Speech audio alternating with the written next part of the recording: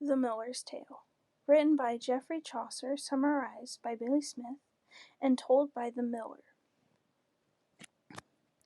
There once was a rich old carpenter who lived in Oxford.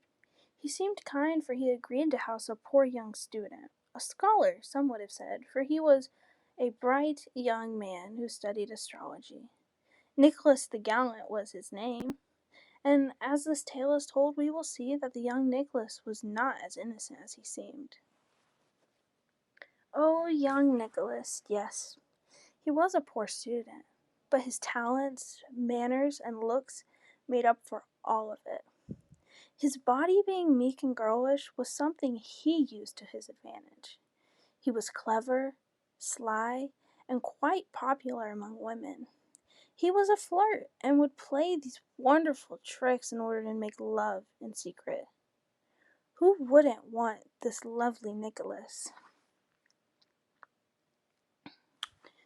Focusing back on the carpenter, we see many things. His name was John, and he was quite jealous of his wife, for she was only of the age of 18.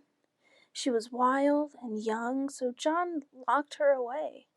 The miller says, in her cage. Allison was her name, a beautiful young wife, a flirt too. Her body as slender, as tender, and as soft as could be. It was no secret that she had great physical features. Her clothing did not allow for any of it to be hidden either. In fact, the tale goes into great depth about Allison's clothing and body.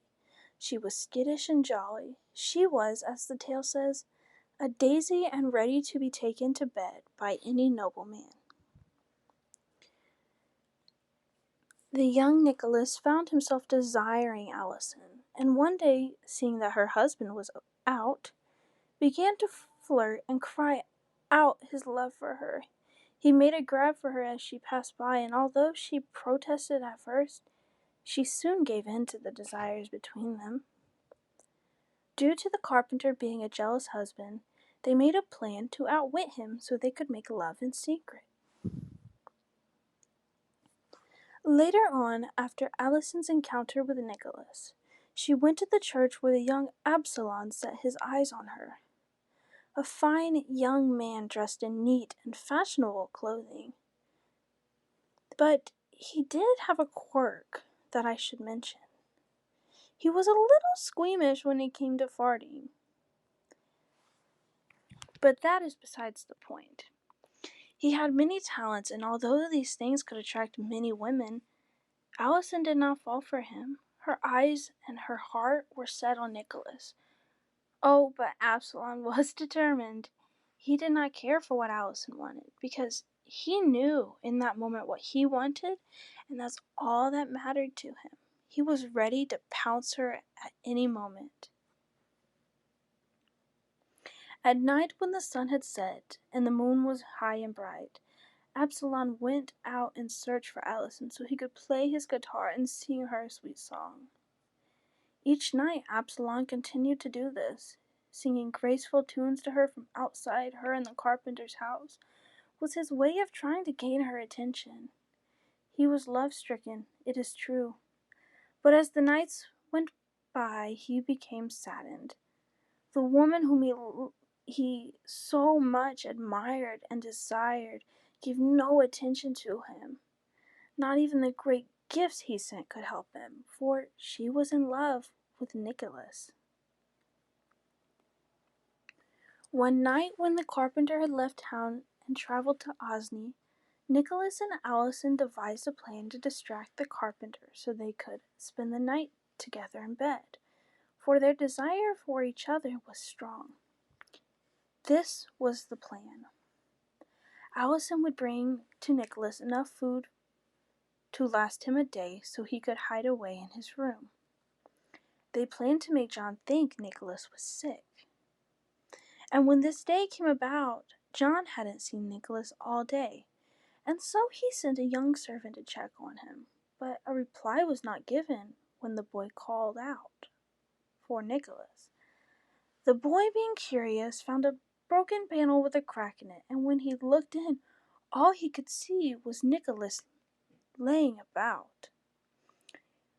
When the young servant returned to the carpenter and told him this news, the carpenter was filled with shock, and so he himself went up to check on Nicholas. Upon his entrance into Nicholas's room, John asked what was wrong, and Nicholas replied saying that God gave him a vision of another flood, a flood that would be twice as bad as Noah's, and that the carpenter should prepare for it. John, being the fool he was, became terrified for him and his wife, and quickly began to take action so they would survive the coming flood. Nicholas and Allison were, of course, glad the carpenter was panicking, for their plan was working. In order to live from the disaster the flood would bring, Nicholas gave the carpenter several tasks that would save them and keep him busy. When it came to the night of the flood, John, Nicholas, and Allison got in the tubs that John had hung on the ceiling. When he had finally fallen asleep, Allison and Nicholas quietly climbed out of their tubs and snuck downstairs to the bedroom where they would finally make love. Shortly after they had begun, the jolly young Absalom made his nightly return. No movement had been made throughout the day or night, and seeing that the carpenter was nowhere in sight, Absalom decided it was time to try and make his move on Allison. All he wanted was a dear kiss, and so he decided to approach the window. With a quiet cough, he let Allison know he was there, but she did not care. She tried hard to push him away, but he was persistent. With Absalom not giving up, Allison finally agreed to one kiss. But little did Absalom know he was about to kiss not the lips of Allison, but her butt. As he leaned in for this so-called kiss, she stuck her butt out the window, and as Nicholas and Allison laughed their heads off, the poor Absalom heard everything.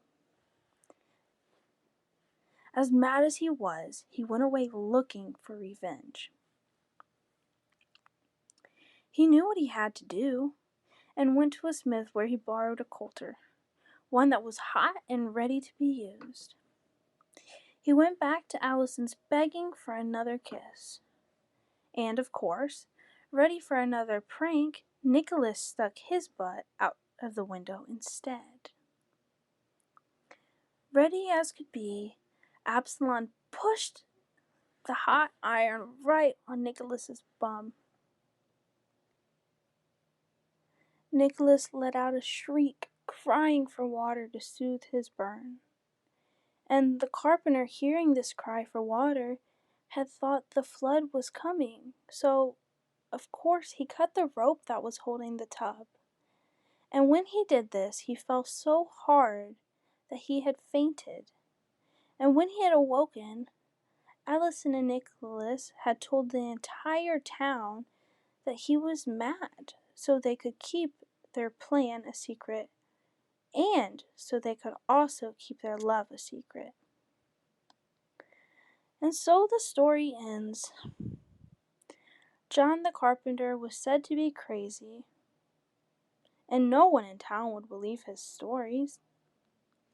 Absalom had kissed Allison's butt, and of course the poor Nicholas, oh my, he had a branded bum. But on the bright side, Allison was happy as could be. And that is the end of my summary for The Miller's Tale. Thank you for your time.